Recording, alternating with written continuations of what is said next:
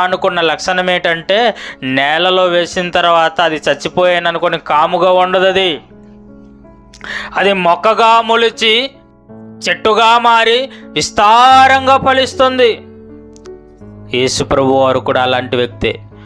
ఒక్కడే కదా, ఏముంది చంపేద్దాం, ఈయన వల్ల స్వస్థతలు, ఈయన వల్ల అద్భుతాలు అని చెప్పి చాలామంది ఇతని వైపు తిరిగిపోతున్నారని శాస్త్రులు, పరిసయ్యులు కొంతమంది కుట్రపన్ని, యూదుల్లో చాలామంది కుట్రపన్ని ఇతన్ని చంపేస్తే పీడ విరగడైపోద్ది అనుకున్నారు.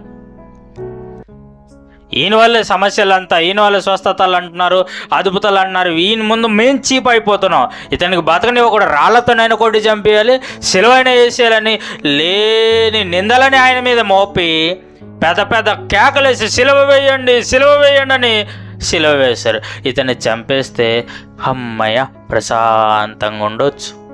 ఆ యేసు అనేవాడు చచ్చాడు రా బాబోయ్, మాకు తలనొప్పి పోయింది అని 2 రోజులు గుర్తు చేసి మర్చిపోదా అనుకుంటారు. కానీ ఇక్కడ ఏం చెప్తున్నాడు? చచ్చిన తర్వాత అసలు నేనేంటో తెలుస్తుంది సమాజానికి అన్నాడు.